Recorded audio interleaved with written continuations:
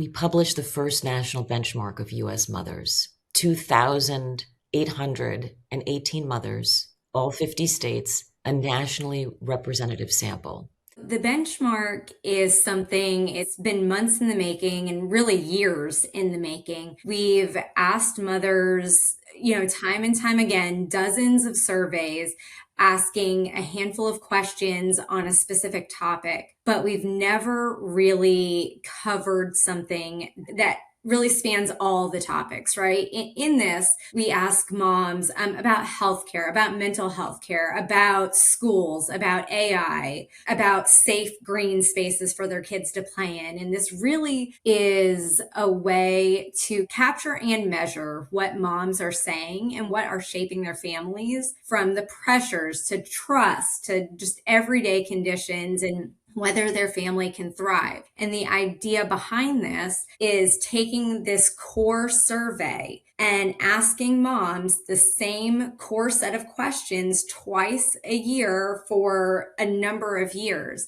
Then with that data, we can measure that over time to see how things are changing, how things are shifting, if in certain years, economics are more of an issue, and in other years, we see technology becoming more of an issue, or just how families and how the stresses are changing over time. We're really excited to do this in a way that we can look at this data over time and see how mothers and families and children's lives are changing and really measure that. And we are taking these qualitative responses and really putting a narrative around moms' lives. We want to also be able to see the mom who's canceling that appointment at 11 o'clock at night, who's trying to figure out how they're going to afford groceries, or whether the issue is, oh, well, can I afford my child's asthma medication? Are they going to be able to go on the field trip next month, or are we going to figure that out? We are so excited to hear from you all. Over the years, we have an open field on all the surveys. And so we read the things that mothers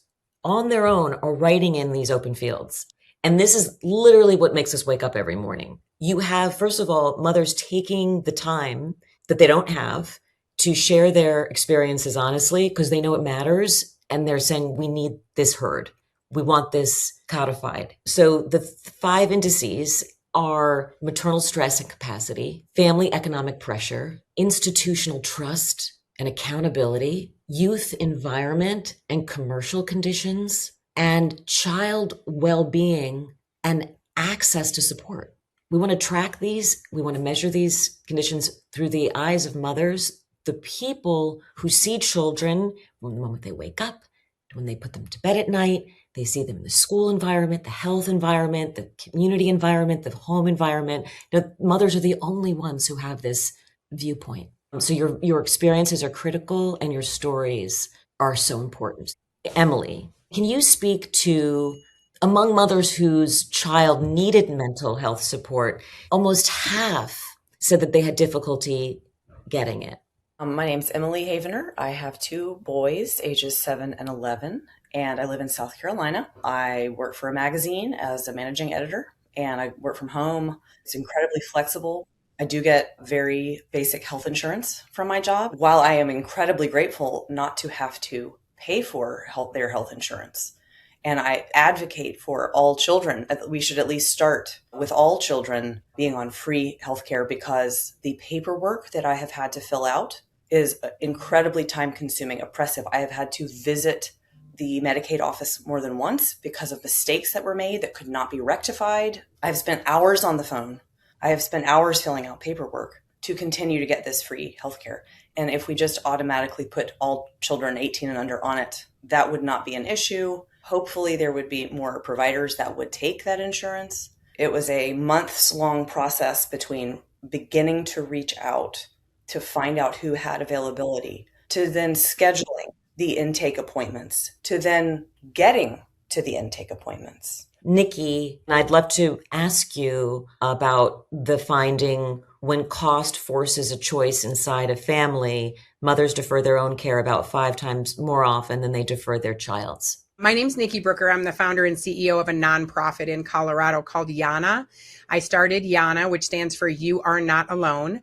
I created it in 2017 after two local moms took their lives and the lives of their children. I was weirdly connected to both of them and said something's got to change. And in the 9 years I've been running this nonprofit, boy, have I learned a lot. I have learned that lived experience should be lifted as high as any piece of paper from any four-year university. Moms should be listened to way more. So, Lisa, you see this from the other side, this stat that we found, about half could not take care of their own mental health because they didn't have time. I would love to hear from your own experience as a mother of 4 children. Lisa Oldham, I'm an OBGYN. I practice strictly gynecology though now. I live in a northern suburb of Chicago, Illinois, but I also work now in a rural community in Colorado. I had 2 C-sections, 2 vaginal deliveries. Never did I have the support I needed for postpartum, for lactation, all of the various different things any woman who's just had a baby needs. And other cultures do it better. One, I needed to get back to work financially, but also I wanted to get back to work. I'm getting back to work after having C-sections, getting back to work after having a pretty traumatic vaginal delivery my first time, was not really well supported by my physicians. It was certainly not supported by my job, and I'm an OBGYN. I was asked to go back to work after I had my first child at 4 weeks, and I was a resident. So I had to risk angering my attending physicians and say, no, I'm not going to do that. But that actually did happen. There was quite a bit of pressure on me to go back to work early. So no one cared that I had a little one at home. Oftentimes when patients will come to me after they've had a baby and they want to get back to work, the workplace does not care. Kind of across the board, across careers. It doesn't matter if it's that you're a physician. It doesn't matter if you work in retail, if you work at a coffee shop. They want you there, and they actually really don't care.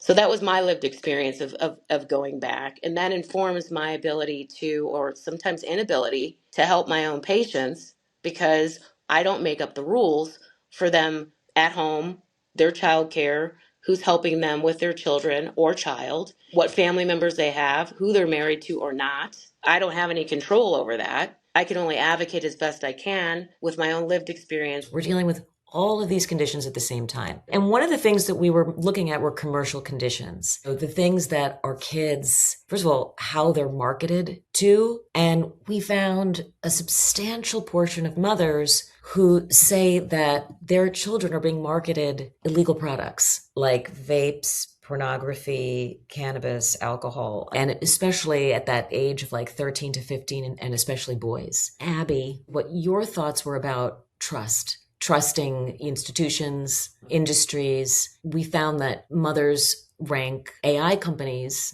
the lowest out of 11 institutions and industries. So I'm Abby and I'm in Chicago, Illinois. My kids are younger, 3 and 5.5. Their exposure to AI is pretty limited, but it's definitely something that I've done a lot of reading on, and it's unregulated. There's a lack of oversight, especially from the federal government. The way AI operates, I've seen it firsthand. It gives incorrect information. It gives inconsistent answers. And especially when you look at kids who are growing up with this and looking at it as a point of reference for research, they're losing their critical thinking skills. I was raised in an education world where you had to find 3 sources for every stat you cited in a paper for school. And I think that makes me look at things more critically today, even when it's just reading up on what should I be feeding my kids or what shouldn't I be allowing them to do for an extracurricular. But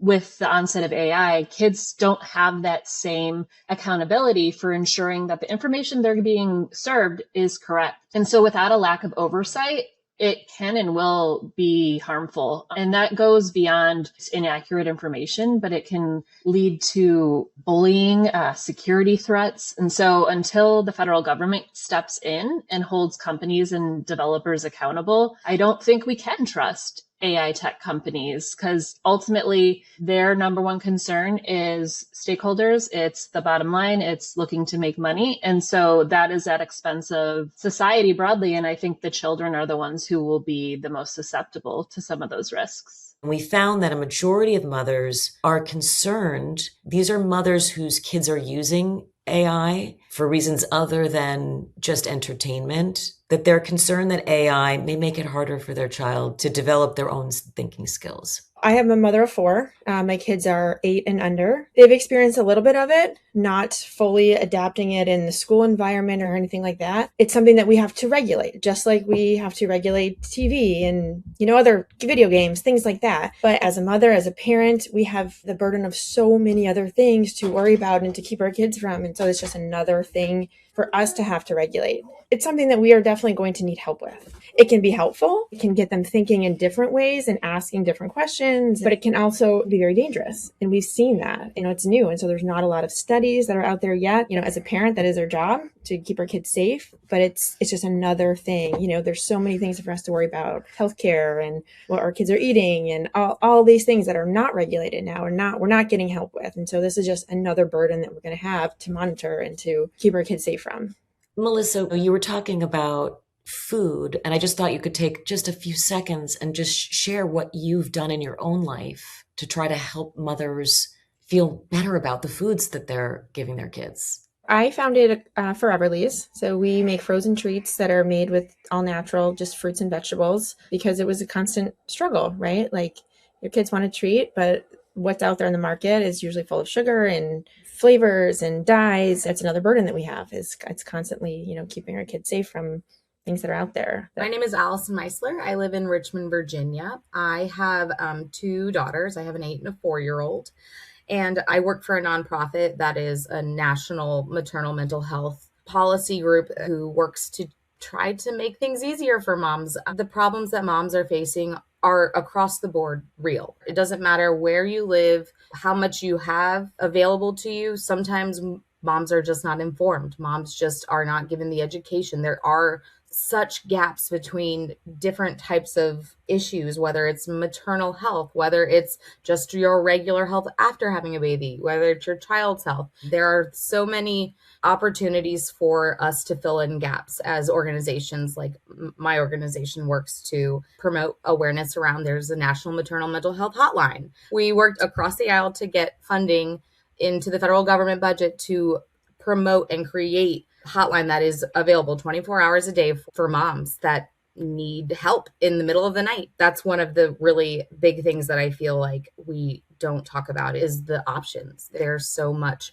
available that are just siloed out. We just don't have enough momentum going yet to get it out and be aware that needs more promotion. I will say, I want you, when you see a mom and a baby and the first thing you think of is, I want to tell her how beautiful her baby is. I need you to look at her in the eye and say, Mama, how you doing?